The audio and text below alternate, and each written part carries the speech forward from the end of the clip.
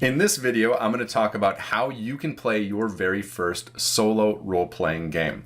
Now, I began playing role-playing games solo about 8 or 9 years ago, and at the time I did it for two reasons. Mostly I wanted to try new things, and sometimes I couldn't find a big enough group of people to try a certain system with me.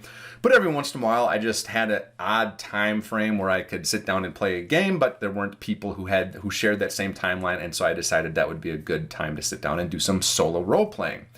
Nowadays, I do solo role-playing for one main reason, and it's because I just don't have time that often to sit down and get a 3-hour session in. A lot of times, the only time I have to do some role-playing is about 30-minute chunks late at night, and so that is the main reason why I solo role-play today, is it's just not, I don't have the time to play with a large group of people or find people online to play. However, I still use solo role-playing as a tool to test out new systems and see if they're going to work with my friend groups or work with the groups that I am a dungeon master for.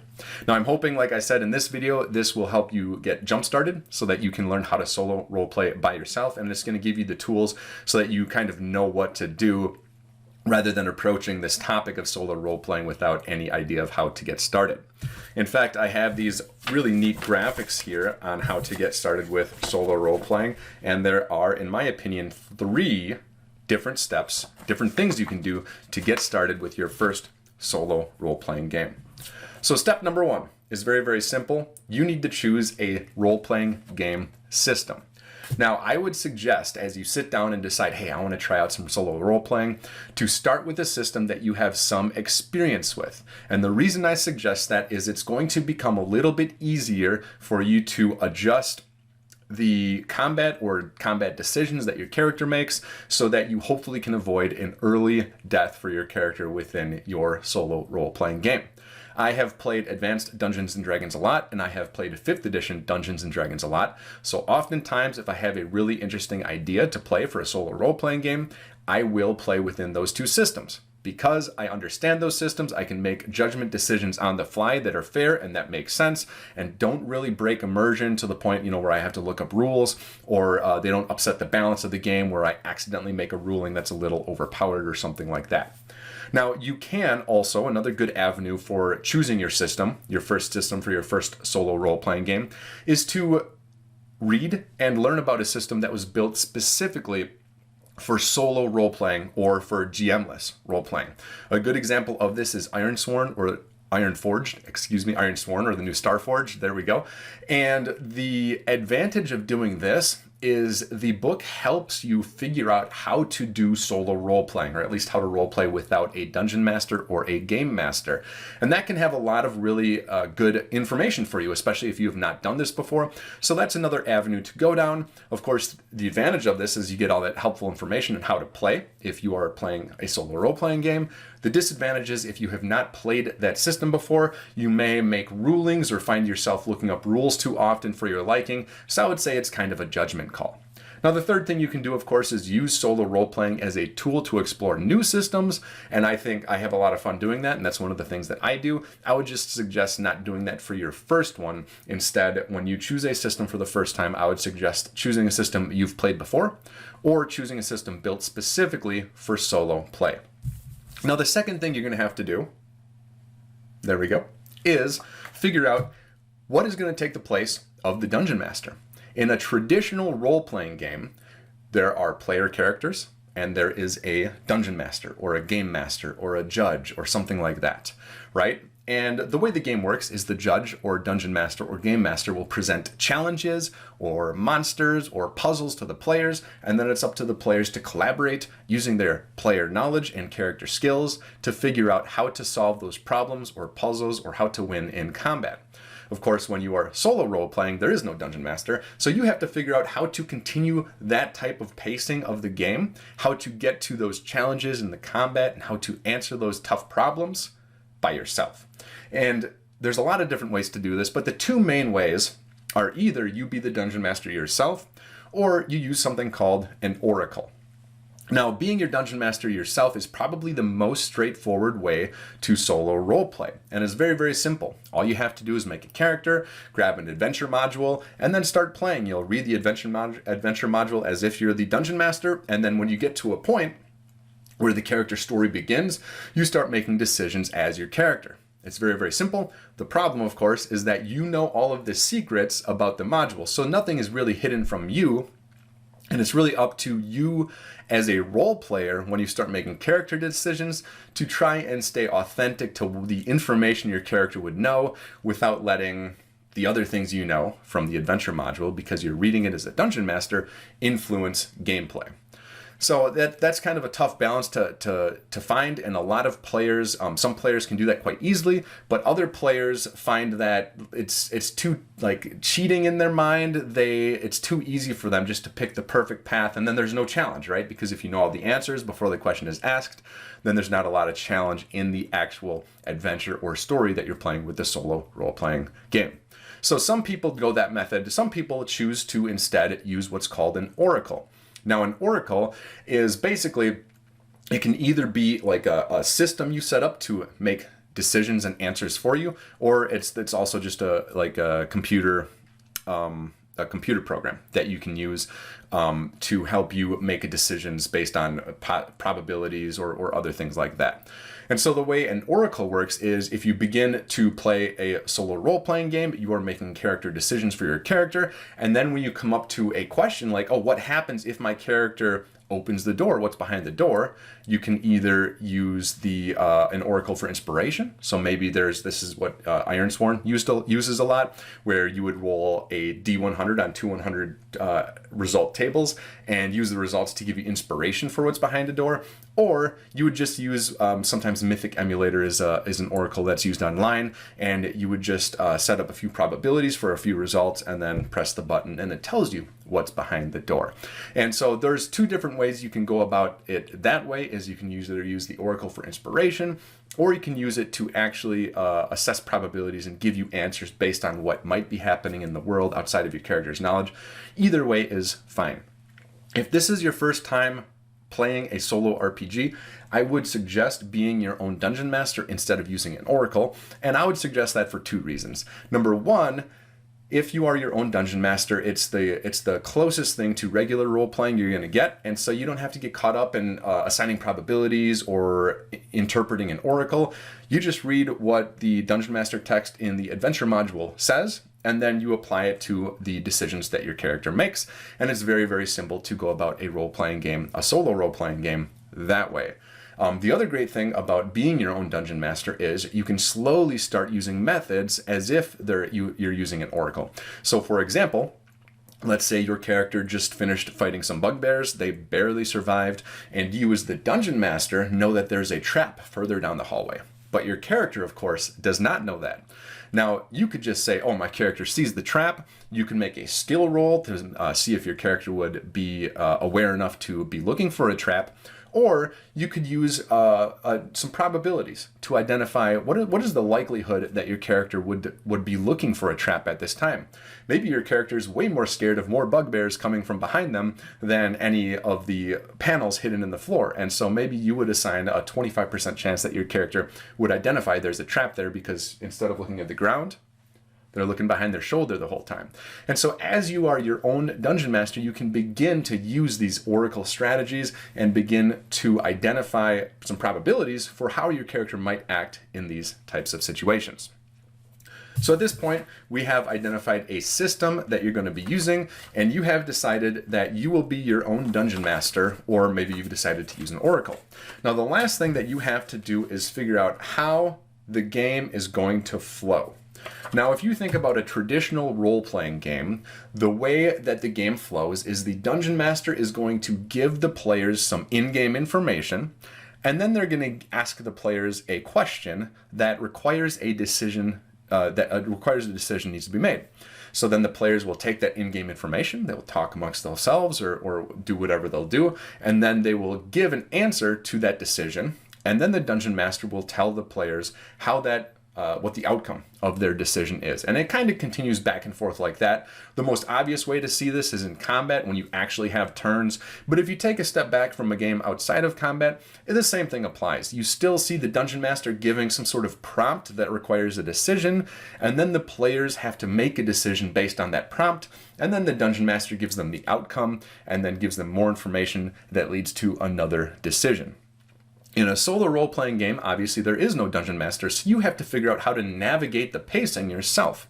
So I made a very simple, although I think if I call it minimalist, maybe that's a good thing instead of a bad thing. It's a minimalist chart, and it has 3 steps here for how to go about solo role-playing. The first step is info, the second step is decision, and the third step is journal. So when you are solo role-playing, you can follow these 3 simple steps that will help you begin solo role-playing in a way that seems natural. Now, the very first step is info or information. And what this means is if you are being your own dungeon master, you will read the prompt of the adventure module and you will decide, or you won't decide, it'll be there. You will basically learn yourself the information about the world. So maybe in your adventure module, your character is in a city and they are interested in the sewers. You know, maybe there's rumors in the city. The adventure module talks about the rumors of there being hidden treasure in the sewers in the city. So now your character has a choice to make. Do they want to go to the sewers, or do they want to stick around town for a little bit and maybe find some more information about these sewers? Are they more cautious and want to find the rumors and more information, or are they more daring and want to go into the sewers right away? So that gets you to the decision point. You, having read this information about the world, now get to make a decision as your character. Is your character more daring, and does your character want to go to the sewers right away? Or is your character more cautious and wants to gather information first? Make the decision. In this case, in this example, I will say that the character is more daring and wants to go to the sewers. Now, the very last step of this workflow of how the game works is journal. And this is a point that I think is really important when it comes to solo role-playing, is journaling what your character does. It sets your decision in stone. A lot of people who try out solo role-playing for the first time don't do this, and they get turned off of solo role-playing. And the reason is, if you're not writing down the actions your character is taking, it really just feels like you're playing a game in your mind, which is very, very close to reading a story. And I read tons of books. I love reading, but sometimes you don't want to read a book. Sometimes you want to play a game. And if you're not journaling what you're doing, then it gets very, very close to reading a story. And if you're making all those decisions in your mind at the end of a half an hour or an hour-long session, you kind of feel like you haven't done anything. But if you write down the decision in a journal, you feel like you're playing a game. And that is, I think, the most important step to solo role-playing. Now, when you journal, you can write out your character actions like a journal. I don't do that as much because it takes a lot of time to write an in-game character's journal, but there are other ways to write down what your character does in the moment without writing out an actual journal. One of the ways that I use the most is I just have a page that is just character highlights. So I just use the highlights for what the character does.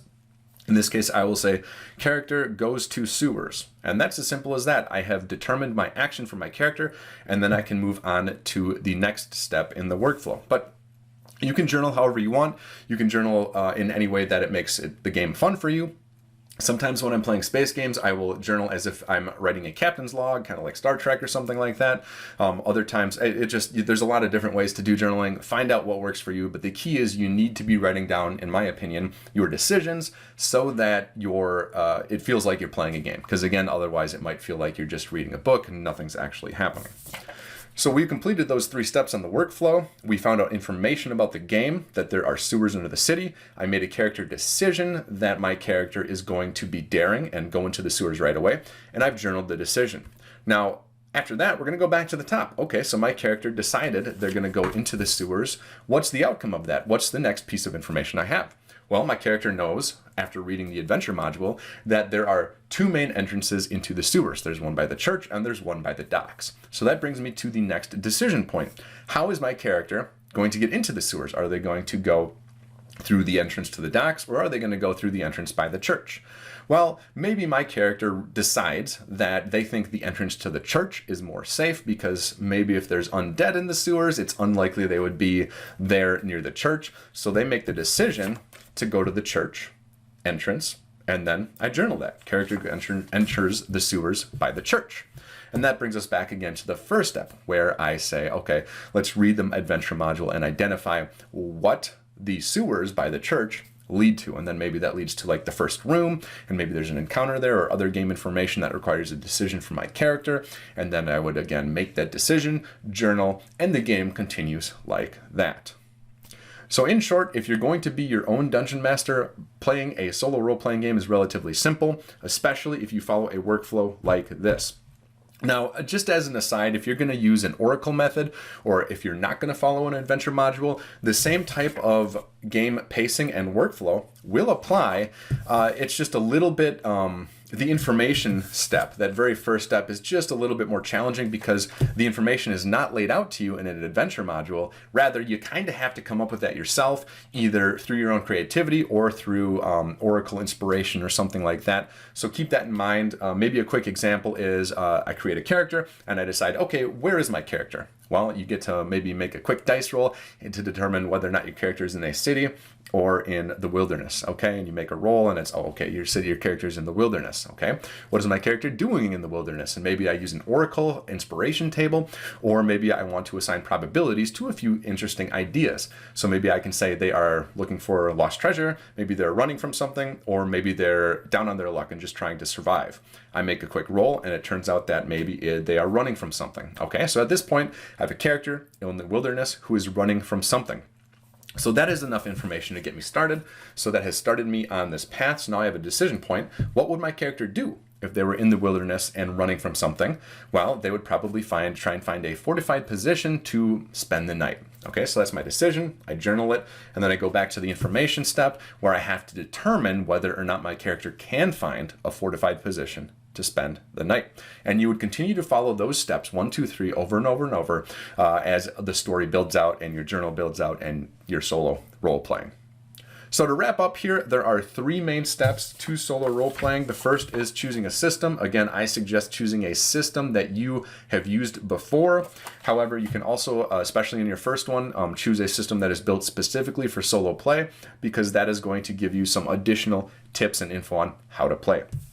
The second thing you'll do is determine what type of GM method you're going to use. Are you going to be your own game master, or are you going to use some sort of oracle? And then once you decide that, step number 3 is decide what is the flow of the gameplay look like? What does the pacing look like? And again, I would suggest journaling as a part of that flow of gameplay.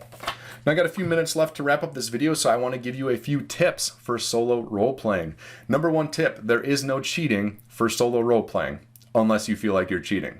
If you feel like you're cheating, then figure out a way to stop cheating, and then you'll have more fun. If you don't feel like you're cheating, even if by the rules you are, then that's totally fine.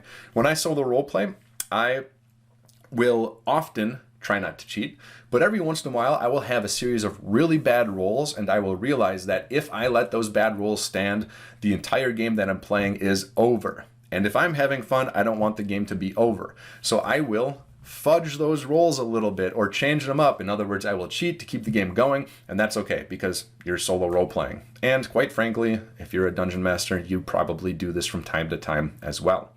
Another suggestion that I have is it helps a lot if you have a story idea in mind before you start role playing. If you just kind of sit down at the table and say, okay, I want a solo role play, but I don't have anything in mind, it can be really hard to get started. There's a lot of questions that need to be answered before you get into that story.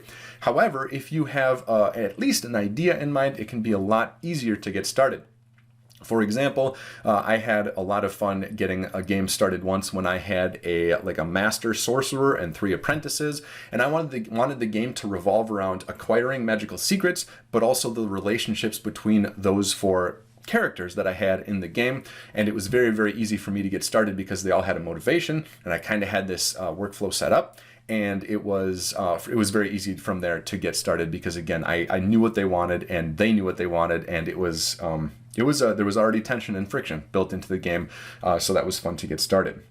Another tip here is this is a very simple workflow. As you play more solo role-playing games, you might want to expand that a little bit.